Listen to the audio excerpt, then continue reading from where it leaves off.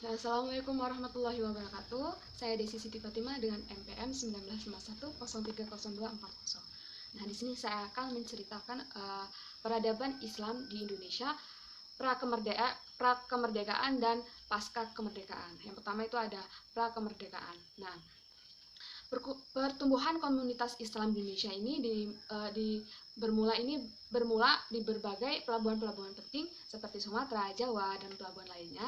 Hal ini dikarenakan penyebaran Islam di Indonesia ini dilakukan pertama kali oleh para pedagang, yaitu terutama dari pedagang Arab.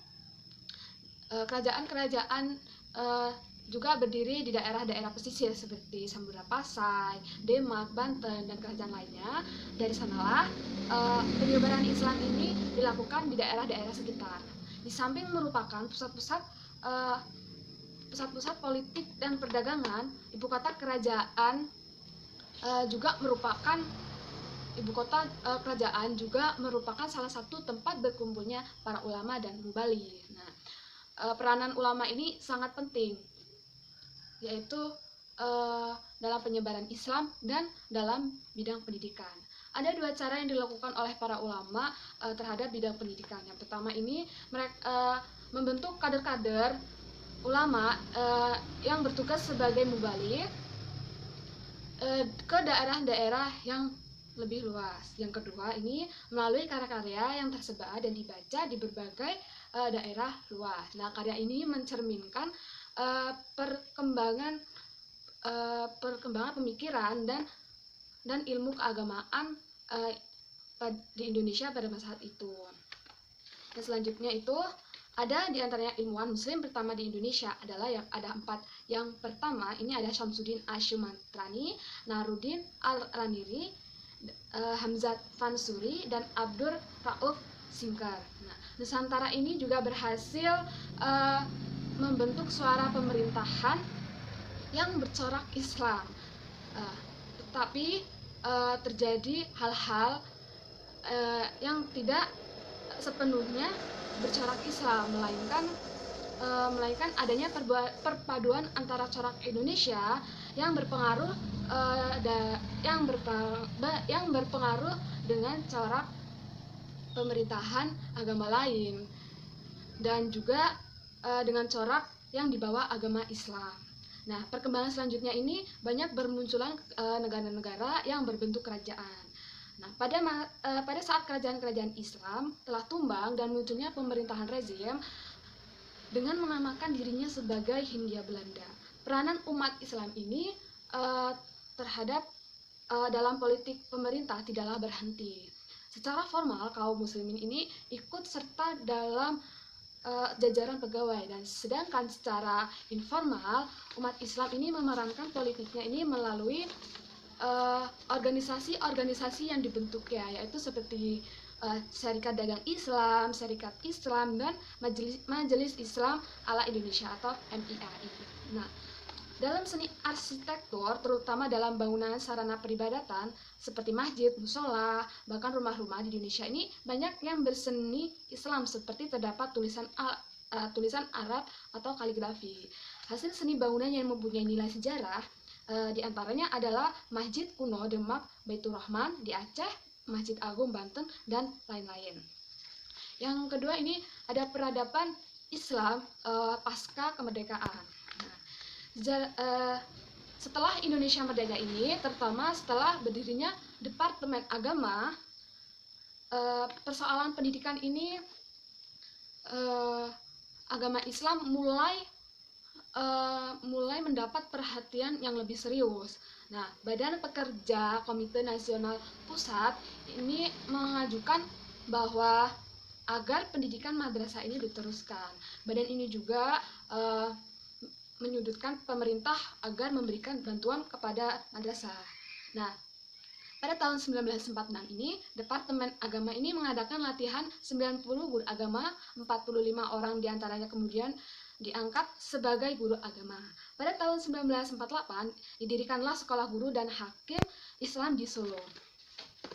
Nah, Haji Mahmudin Yusuf ini seorang lulusan Kairo yang di zaman Belanda memimpin sekolah Islam di Padang. Nah, menyusun rencana pembangunan pendidikan Islam. Dalam rancangannya, Ibtidaiyah ini selama 6 tahun, dan Sanawiyah pertama adalah 4 tahun, dan Sanawiyah ke atas ini 4 tahun juga. Nah, berkenaan dengan perguruan tinggi Islam, kaum muslimin ini di Indonesia sejak awal sudah berpikir untuk membangunnya. Nah, Mahmud Yunus ini membuka Islamic College pertama tanggal 19 Desember 1945 di Padang. Nah, yang terdiri dari Fakultas Syariah dan Fakultas Tarbiyah dan Bahasa Arab.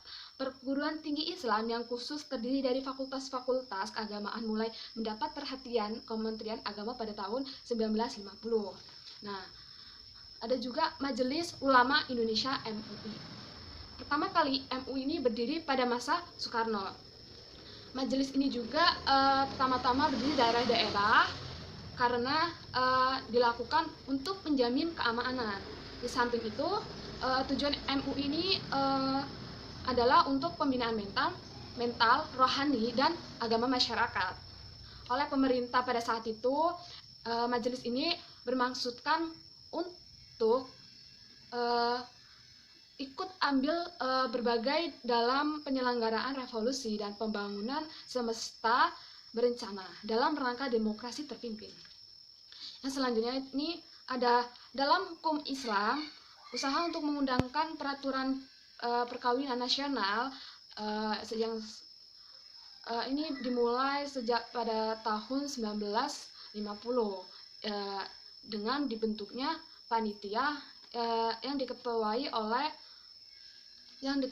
oleh bekas gubernur Sumatera, yaitu Teuku Muhammad Hasan. Nah, baru pada tahun 1958 ini kerja panitia ini dibicarakan oleh Dewan Perwakilan Rakyat bersama-sama dengan usul rancangan undang-undang yang dimajukan oleh kalangan nasionalis. Akan tetapi, kedua rancangan tersebut ini dikesampingkan karena adanya kemacetan dalam perdebatan di parlemen. Rancangan undang-undang ini kembali disusun ini pada tahun 1967 sampai 1968. Nah, kedua rancangan ini dibicarakan kembali pada tahun 1973. Nah, akan tetapi mengalami hal yang sama, yaitu wakil anggota dari Katolik ini menolak adanya rancangan tersebut. Akibatnya pemerintah ini menarik kedua rancangan tersebut dan mengusulkan RUU yang baru pada tanggal 31 Juli 1973. Ketika rancangan ini disidangkan, pihak Islam ini merasa bahwa ada butir-butir rancangan undang-undang ini yang dianggap adanya penyelewengan agama Islam. Nah, di luar sidang DPR, masalah protes itu dapat diselesaikan dengan mengubah rancangan undang-undang tersebut sehingga seluruhnya sesuai dengan tuntutan kalangan Islam. Yang akhir inilah yang diundangkan Perda bulan Januari 1994. Kemantapan posisi hukum Islam ini dalam sistem hukum nasional semakin meningkat setelah Undang-Undang Peradilan Agama diterapkan pada tahun 1989. Nah, sekian dulu dari saya.